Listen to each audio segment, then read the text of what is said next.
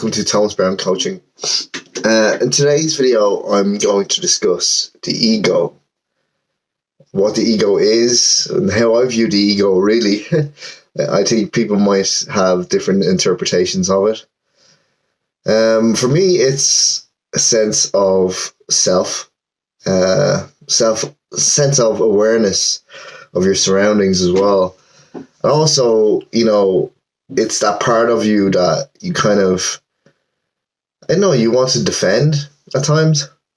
You want to defend your ego, and I think it is an important thing to be aware of how the ego works, It's the thing that, let's say, that stops us from, I suppose, wanting to show our true selves in front of people. It's the thing that also, pushes us to do things and to let's say, to jump into conversations, to show people that maybe we're smart, or to defend ourselves when we feel threatened. That's when the ego comes in. And also, to not say anything, for whatever reason, to be that, let's say, self-aware of our words and how people might view what we might say. That's where the ego comes in, For instance, and I'd like to use this in practice, if I have a workshop or whatever, I'll probably use this. You go walking into a room, can you imagine, and the teacher started dancing, right? You might put on some music and he started dancing. The automatic response to that is like, oh my God, what's happening? And you might look around the room and see no one else is dancing apart from the teacher, But then if the majority of people start dancing, because that's what is being done, you might do the same just because everybody's doing it, to fit in. The ego wants to fit in, It also wants to say that you're smart and you're right.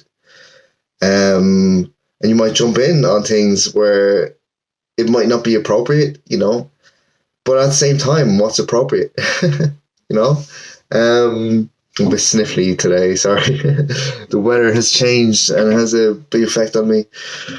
Yeah, so the ego wants to show itself, but is also quite aware of its surroundings and who its audience is, and will only show itself in front of certain audiences, maybe. And it's important to realize that sometimes it's not just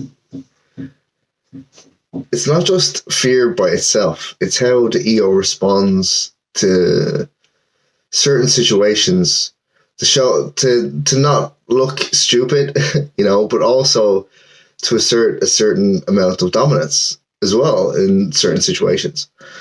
And I think it's good to just take note of it. As a coach, I'm encouraged to leave my ego to one side, and it's an important practice to kind of get used to, because the ego can get in the way of me coaching someone. And that's a big thing. For instance, if someone is saying something that I disagree with, or if I think that I have the answer, I might jump in if I'm, let's say, not aware that I have an ego. I might jump in, and even still, I'd be tempted, and I have to hold back on it. I'm just like, oh, that's my ego just trying to get in on it,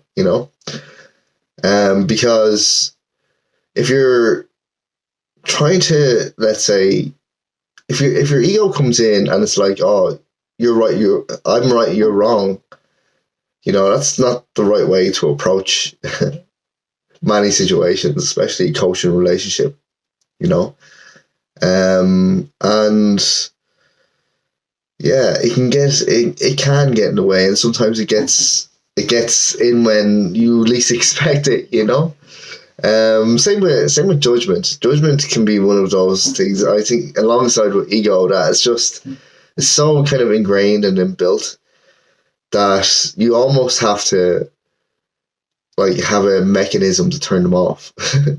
You know, because they're just there. They're just there all the time. Like they're just there, and they're not the nicest of things. If you're trying to help somebody, you know, being right or wrong is irrelevant. You know, the most important thing is that that person gets to where they want to be or where they need to be at the time. And listening to someone else's ego get in the way of that doesn't really help. You know, I think this is something that everyone can learn, and it's important to learn. You know, that it's not always important to be right or wrong. And to just observe and to be present in a situation and to listen. Also, you know, that's a case of where ego kind of gets in the way of, let's say, a two-way conversation. But ego can also stop people from doing things. Like I said, you know, you have that fear, but that's ego. That's like, I'm afraid what people might think. If I do a certain thing, like what the masses would think, what a crowd of people would think. And that element of it stops us as well. You know? And to be aware of, oh, why does it stop us? Is that rational or is it irrational? You know, why is that doing that, you know? And like, the thing is that when we're children, you know, the ego doesn't really come into it. We just do it. It's part of like the learning process, and it's like a really playful thing, you know? We just do it, and we don't even think about really who's watching. We just do it, you know? And then we might fall over and then pick ourselves up and walk again. Not caring about who's watching, but just about the process of what we're doing, you know? And as we get older, we worry more about what people think of us as we do something. And yeah, that can get in the way. Just focus on what you're doing, you know?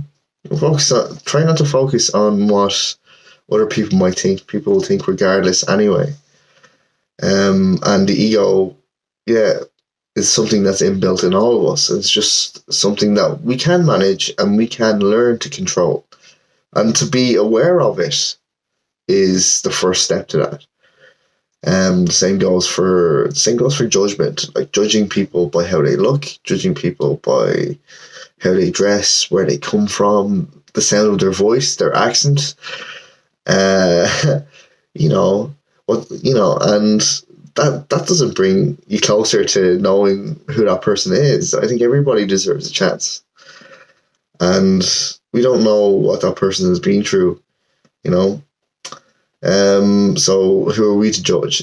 You know, he could be a billionaire for all you know. You know, it doesn't matter. People just, you know, I suppose everyone tries to just be themselves and to learn to be comfortable with themselves. And ego doesn't always have a place there, you know. It's just, calm down, relax, and let it flow and let it be, and be comfortable with who you are. Ego can get in the way of that. So yeah, that's my take on it. Different people have different takes. I hope you enjoyed my one. So anyway, that's the end of this video. I hope you enjoyed it. As usual, please like, share, and subscribe. If you'd like to leave a comment, please feel free.